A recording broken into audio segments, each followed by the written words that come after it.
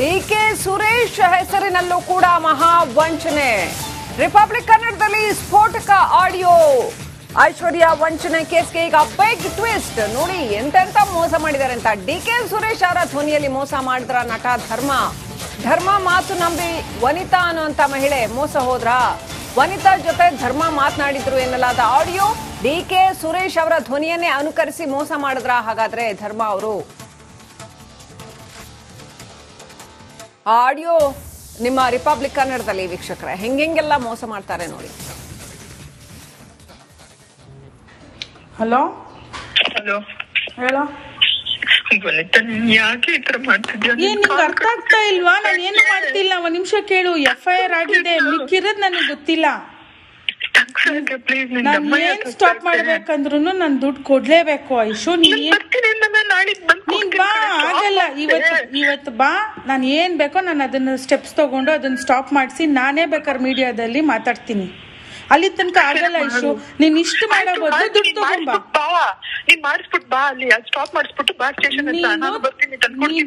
ನೀನ್ ತಗೊಂಬಾ, ನಾನು ಸ್ಟಾಪ್ ಮಾಡಿಸ್ತೀನಿ. ನೀನ್ ತಗೊಂಬಂದಿದ್ ನೆಕ್ಸ್ಟ್ ಸ್ಟಾಪ್ ಮಾಡಿಸ್ತೀನಿ. ಇಷ್ಟು ಮಾತಾಡೋ ಬದಲು ನೀನ್ ಬಾ. ಇಲ್ಲಿಂದ ಇಷ್ಟೇ ದೂರ ಇದೆ, ನಾನು ಸ್ಟಾಪ್ ಮಾಡಿಸ್ತೀನಿ. ನೀನ್ ದುಡ್ಡು ತಗೊಂಬಾ, ಸ್ಟಾಪ್ ಮಾಡಿಸ್ತೀನಿ. ಬಾ.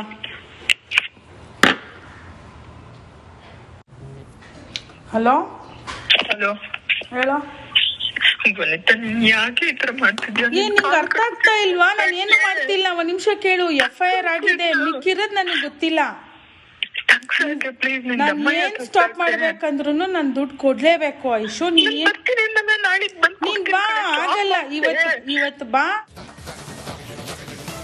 ಅಪ್ಡೇಟ್ ಪಡ್ಕೊಂಡು ನಮ್ಮ ಪ್ರತಿನಿಧಿ ನಾಗರಾಜ್ ಕನೆಕ್ಟ್ ಆಗಿದ್ದಾರೆ. ನಾಗರಾಜ್, ಈ ಪ್ರಕರಣದಲ್ಲಿ ಡಿಕೆ ಸುರೇಶ್ ಅವರ ಧ್ವನಿಯನ್ನ ಅನುಕರಿಸಿ ಮೋಸ ಮಾಡಲಾಯಿತು ಅನ್ನುವಂಥದ್ದು ಆ ಆಂಗಲ್ ಏನು? ಜೊತೆಗೆ ನೀನ್ ಬಾ, ನಾನು ಇದನ್ನ ಮೀಡಿಯಾದಿಂದ ವಾಪಸ್ ತಗೊಳ್ತೀನಿ, ನಾನೇ ಮೀಡಿಯಾ ಎದುರುಗಡೆ ಬಂದು ಎಲ್ಲ ಹೇಳ್ತೀನಿ ಅಂತ ವನಿತಾ ಅವ್ರು ಹೇಳ್ತಾ ಇರುವಂತದ್ದು. ಇದೆಲ್ಲದ್ರ ಬಗ್ಗೆ ಇನ್ನಷ್ಟು ಡೀಟೇಲ್ಸ್ ಕೊಡಿ.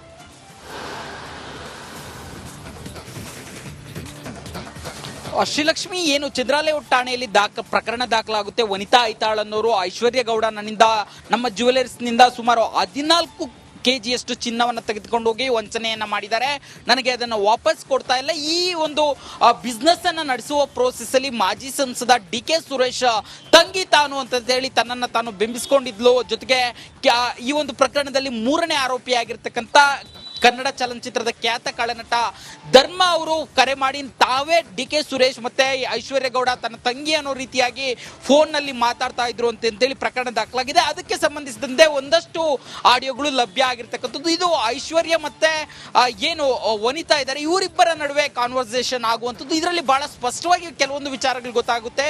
ಏನಂತಂದ್ರೆ ಇವರಿಬ್ಬರಿಗೂ ಮೊದಲಿನಿಂದಲೂ ಸಹ ಒಂದು ಬಿಸ್ನೆಸ್ ಇತ್ತು. ಇದರ ಭಾಗವಾಗಿ ಸಾಕಷ್ಟು ಬಾರಿ ಪೊಲೀಸ್ ಠಾಣೆ ಮೆಟ್ಟಲನ್ನ ಸಹ ಏರಿದ್ರು. ಆದ್ರೆ ಯಾವಾಗ ವಿಚಾರಗಳೆಲ್ಲ ಮಾಧ್ಯಮಗಳಲ್ಲಿ ಬರ್ತವೆ, ಐಶ್ವರ್ಯ ರಿಕ್ವೆಸ್ಟ್ ಮಾಡ್ತಾರೆ ವನಿತಾ ಅವ್ರ ಹತ್ರ, ಏನು ಇದನ್ನೆಲ್ಲ ಇಲ್ಲಿಗೆ ನಿಲ್ಸು, ನಾನು ಆದಷ್ಟು ಬೇಗ ನಿನ್ನ ಹಣವನ್ನ ಸೆಟ್ಲ್ ಮಾಡ್ತೀನಿ, ಇದೆಲ್ಲ ಹೊರಗಡೆ ಬಂದ್ರೆ ನನ್ಗೆ ಯಾರು ಹಣ ಕೊಡಲ್ಲ ಅನ್ನೋ ಮಾತುಗಳನ್ನ ಹೇಳುವಂಥದ್ದು ಈ ಆಡಿಯೋಗಳ ಲಭ್ಯ ಆಗಿರ್ತಕ್ಕಂಥ ಆಡಿಯೋಗಳಲ್ಲಿ ಕೇಳಿಸ್ತಾ ಇರ್ತಕ್ಕಂಥದ್ದು.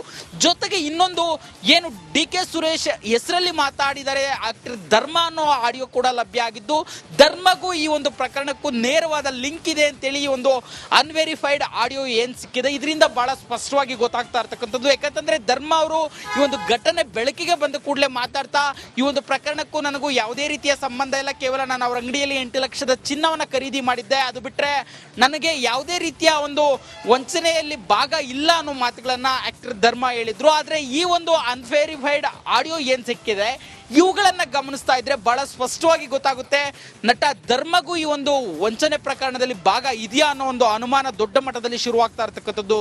ಶ್ರೀಲಕ್ಷ್ಮಿ, ರೈಟ್, ದಯವಿಟ್ಟು ಹಾಗೆ ಸಂಪರ್ಕದಲ್ಲಿರಿ ನಾಗರಾಜ್.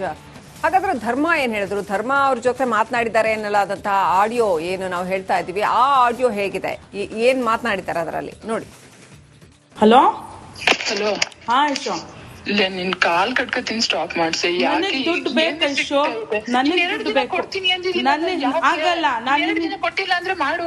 2 ದಿನ ಕೊಟ್ಟಿಲ್ಲ ನನಗೆ ಇವಾಗ ಫಸ್ಟ್ ಇವಾಗ ದುಡ್ಡು ತಂದಿಡು ಐಶು. ನಾನು ಕಷ್ಟಪಟ್ಟು ತಂದಿರೋ ದುಡ್ಡು. 2 ದಿನದಲ್ಲಿ ಮಾಡ್ತೀನಿ ಅಂದ್ಮೇಲೆ 2 ದಿನದಲ್ಲಿ ನಾನು ಮಾಡಿಲ್ಲ ಅಂದ್ರೆ ನೀನ್ ಏನ್ ಬೇಕಾದ್ರೂ ಅರ್ಧ ತರ್ಸಿ. ಇವಾಗ ನಿನ್ನ ಹತ್ರ ಇದೆ, ಕನೆಕ್ಟ್ ಇದೆ ತಾನೇ, ನೀನ್ ಮಾಡ್ಸು.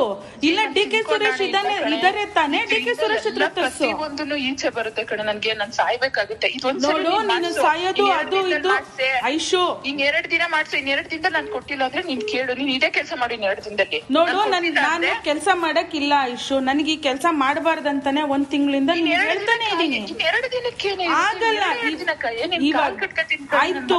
ಮನೆಗ್ ಬಂದಿದ್ದಾಳೆ, ಅವಳು ಮುಂದೆ ಅವಮಾನ ಆಗುತ್ತೆ ಕಣೆ. ನಿನ್ ಕಾಲ್ ಕಟ್ಕೋತೀನಿ, ನನ್ ಮಗಳು ಮುಂದೆ. ಇದು ನನ್ ಕೈಯಲ್ಲಿ ಇಲ್ಲ. ಬರ್ಸ್ಕೊಂಡಲ್ಲಿ 2 ದಿನ ಏನ್ ಬರ್ಸ್ಕೊಂಡೆ? ನಾನು ಅವತ್ತು ಹೇಳ್ತಾ ಇದ್ದೀನಿ 5-6 ಕೆಜಿ ಬರ್ಕೊಂಡಾಗ್ಲೇ 2 ದಿನ. ಇನ್ 2 ದಿನಕ್ಕೆ 26 ಅವ್ರಿಗೂ ಹೇಳಿದ್ದೀನಿ ಸರ್. 26ನೇ ತಾರೀಕು 27ನೇ ತಾರೀಕಲ್ಲಿ ಅವ್ರಿಗೆ ಬರ್ತೀನಿ ಸರ್ ಅಂತಾನೆ ಹೇಳ್ಬಿಟ್ಟು ಬಂದಿದ್ದೀನಿ. ಕೇಳು, ಇನ್ 2 ದಿನಕ್ಕೆ ಪ್ಲೀಸ್ ನಿನ್ ಕಾಲ್ ಕಟ್ಕೋತೀನಿ ಕಣೆ. ಇನ್ 2 ದಿನಕ್ಕೆ ನಾನ್ ಮಾಡಿಲ್ಲ ಅಂದ್ರೆ ನೀನ್ ಇದೇ ಕೆಲಸ ಮಾಡ ಪ್ಲೀಸ್. ಕೇಳು ನೋಡು, ನೀನ್ ಇಷ್ಟು ಪ್ಲೀಸ್ ಅದು ಇದು ಅಂತ ಮಾತಾಡ್ಬೇಡ. ನಾನ್ ನಿನ್ಗೆ 1 ತಿಂಗಳಿಂದ ಹೇಳ್ತಾ ಇದೀನಿ ತಾನೆ. 5-6 ಕೆಜಿ ರೆಡಿ ಮಾಡ್ಕೊಡಕ್ ಆಗಿಲ್ವಾ? ನಂದು ಶೋರೂಮ್ ಅಲ್ಲಿ 3 ಕಣೆ. ನಾನು ಅದನ್ನೇ ನೆನ್ನೆಯಿಂದ ಬೇರೆ ಏನೇನೋ ಮಾಡಿ ಮಾಡ್ತಾ ಇದ್ದೀನಿ ಕೆಲ್ಸನ.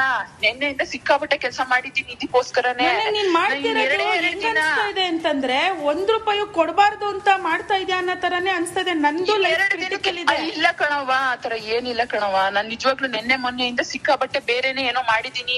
ಇನ್ 2 ದಿನಕ್ಕೆ ನಿಜವಾಗ್ಲೂ ನನ್ಗೆ ಆಗೇ ಆಗುತ್ತೆ. ನೀನು ಮಾಡೇ ಮಾಡ್ಕೊಡ್ತೀನಿ. ಸಿಗ್ಬೋದು ನಿನ್ ಮೊನ್ನೆ ಬಂದ್ ಮಾತಾಡ್ಕೊಂಡು ಹೋದ್ವಲ್ಲ, ಅಷ್ಟ್ ಮಾಡೇ ಮಾಡಿಸ್ತೀನಿ. ನೋಡು 4 ನಾನು ವಹಿಸ್ಕೋತೀನಿ. ಇನ್ ಮಿಕ್ಕಿದೇನು ಪೊಲೀಸ್ ಅವ್ರ ಹತ್ರ 3 ಕೋಟಿ 4 ಕೋಟಿ ಅಂತ. ಯಾರತ್ರ? ಪೊಲೀಸ್ ಅವ್ರ ಹತ್ರ 3 ಕೋಟಿ 4 ಕೋಟಿ ಕೊಡ್ಬೇಕಷ್ಟೇ. ನಾನ್ ನಿನ್ನ ಹತ್ರ ಎಷ್ಟ್ ಸರಿ ಮಾತಾಡಿದ್ದೀನಿ ಕುತ್ಕೊಂಡು. ನೀನ್ ನನ್ಗೆ ಏನಂತ ಹೇಳಿದ್ಯಾ? ನೋಡು, ನನ್ಗೆ ಏನ್ ಲಾಸ್ ಆಗುತ್ತೆ ಅದನ್ ಬಿಡು, ಇನ್ ಮಿಕ್ಕಿದೇನೈತೆ ನಾನ್ ಫೈನಲ್ ಮಾಡ್ಕೊಂತ ಇವ್ರ ಮಾತನ್ನ ನೀನ್ ಯಾಕೆ ಪದೇ ಕೇಳ್ತೀನಿ? ಇವತ್ತು 10 ಕೋಟಿ ಇರೋದು 14 ಕೋಟಿ ಆಗಿದೆ. ನಾನು ಕೋಟಿನೇ ಕೊಡ್ತೀನಿ ತಾಯಿ. ನಾನ್ ನಿಂಗ್ ಅದೇ ಅಂದಿರೋದು. 10 ಕೊಡೋದು, 4 ಅಲ್ಲಿ ವಹಿಸ್ಕೊಡೋದು, ಇನ್ ಮಿಕ್ಕಿದೇನಿದೆ ನಿನ್ ಕೊಡ್ತೀನಿ ಅಂತಾನೆ ನಾನ್ ನಿಂಗೆ ಹೇಳ್ತಾ ಇದ್ದೀನಿ. ನೀನ್ ಈ ಕೆಲ್ಸ ಮಾಡಿ ಮರ್ಯಾದೆ ಹೋಯ್ತು ಅಂದ್ರೆ ನಾನು ಒಬ್ಳೆ ಅಲ್ಲ. ನಾನು ಹೇಳ್ತಾ ಇದ್ದೀನಿ ದೀವಾರಲ್ಲೂ ಕುತ್ಕೊಂಡು ಏನಂದೆ, ಐಶು ನಾನು ಒಬ್ಳೆ ಇಲ್ಲ ಐಶು, ನನ್ ಕೈ ಮೀರೋಗಿದೆ. ಈಗ ನೀನ್ 1 ನಿಮಿಷ ಇನ್ 2 ದಿನಕ್ಕೋಸ್ಕರ ಯಾಕೆ ಇಷ್ಟು ಮುಂದುವರೆದಿದ್ಯಾ? ಇಬ್ರದ್ದು ನಂದ್ ಮರ್ಯಾದೆ ಹೋದ್ರೆ ನಾನು ಏನ್ ಮಾಡ್ಲಿ? ಎಲ್ಲಿಂದ ತಂದ್ಕೊಡ್ಲಿ? ಈಗ ಯಾರ ಹತ್ರನೋ ಕೈ ಧರ್ಮಂಗ್ ಹೇಳು, ಬೇವರ್ಸಿ ಅವನೇ ತಾನೇ ಸುರೇಶ್ ಮಾತಾಡಿದ್ದು. ಕೊಡ್ತಾರೆ ನನ್ಗೆ ಇನ್ 2 ದಿನದಲ್ಲಿ. ಇನ್ ಯಾರು ಕೊಡ್ತಾರೆ? ಅವ್ರೇನಾರು ನೋಡ್ಬಿಟ್ರೆ ನನ್ಗೆ ಎಲ್ಲೇ ದುಡ್ಡು ಕೊಡ್ತಾರೆ ಅವರು? ಕೈ ಕಾಲ್ ಕಟ್ಟಿ ಯಾರಿಗೋ ಹಿಂಸೆ ಮಾಡಿ. ಮೀಡಿಯಾಗೆಲ್ಲ ನಾನ್ ಹೇಳಿಲ್ಲ ಕೇಳು, ಮೀಡಿಯಾಗೆಲ್ಲ ನಾನ್ ಹೇಳಿಲ್ಲ, ನಾನೇನು ಮಾಡಿಲ್ಲ. ಮಾಡ್ಸು ಪ್ಲೀಸ್. ನೀನ್ ಸ್ಟಾಪ್ ಮಾಡಿಲ್ಲ ಅಂದ್ರೆ ನಾನು ಏನ್ ಮಾಡ್ಲಿ ಹೇಳು? ನಾನು ಇವಾಗ ಮಾತಾಡಿ ಟ್ರೈ ಮಾಡ್ತೀನಿ, ಬಟ್ ದುಡ್ಡಂತೂ ಸ್ಟಾಪ್ ಮಾಡ್ಸು. ನಾನು ಇನ್ 2 ದಿನದಲ್ಲಿ ನಾನು ರೆಡಿ ಮಾಡ್ತಾ ಇದ್ದೀನಿ. ಇನ್ 2 ದಿನದಲ್ಲಿ ನಾನು ಏನಾದ್ರು ನಿನ್ನ ಹತ್ರ ಕುತ್ಕೊಂಡು ನಾನು ಇಷ್ಟೇ ಕೊಡ್ಬೇಕು ಅಂತ ಮಾತಾಡಿದ್ರೆ ನೀನ್ ತೀರ್ಮಾನ ತಗೊಳ್ಳೋದ್ರಲ್ಲಿ ಅರ್ಥ ಇರುತ್ತೆ. ನಾನೇ ಮಾತಾಡಿಲ್ಲ ಅಂದ್ರೆ ನೀನ್ ಹೆಂಗೆ ತೀರ್ಮಾನ ತಗೋತಾ ಇದೀಯಾ? ನನ್ನ ಹತ್ರ ಆಗ್ತಾ ಇಲ್ಲ, ನನಗಿಲ್ಲ ಅಂದ್ರೆ ಅವ್ನ್ ಕೇಸ್ ಆಗ್ತಿಲ್ಲ. ಮಾಡ್ತಿದೆ ಅಂತ ಹೇಳ್ಬಿಟ್ಟು ಬಂದಿದ್ದೇನಲ್ಲ ಮೊನ್ನೆನೂ. ಪ್ಲೀಸ್ ಸ್ಟಾಪ್ ಮಾಡ್ಸಿ. ಆಯ್ತು, ನಾನು ಮಾತಾಡ್ತೀನಿ.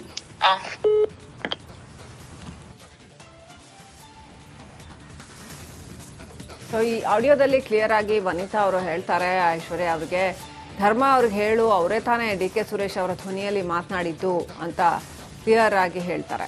ಸೊ ಹಾಗಾದ್ರೆ ಧರ್ಮ ಅವರು ಡಿ.ಕೆ. ಸುರೇಶ್ ಅವರ ಧ್ವನಿಯಲ್ಲಿ ಮಾತನಾಡಿ ವಂಚನೆಗೆ ಸಹಾಯ ಮಾಡಿದ್ರ ಅನ್ನೋ ಪ್ರಶ್ನೆ ಕೂಡ ಬರುತ್ತೆ. ಐಶ್ವರ್ಯ ಗೌಡ ಅವ್ರಿಗೆ ಸಹಾಯ ಮಾಡೋದಕ್ಕೆ ಅಂತ ಏನಾದರೂ ಈ ವನಿತಾ ಅವ್ರ ಜೊತೆ ಡಿ.ಕೆ. ಸುರೇಶ್ ಅವರ ಧ್ವನಿಯಲ್ಲಿ ಮಾತನಾಡ್ತಾರ ಧರ್ಮ ಅವರು? ಕಲೆಯನ್ನ ಈ ರೀತಿ ದುರುಪಯೋಗ ಪಡಿಸ್ಕೊಳ್ತಾರಾ ಅನ್ನೋಂಥ ಪ್ರಶ್ನೆಗಳೆಲ್ಲವೂ ಕೂಡ ಹೇಳುತ್ತೆ.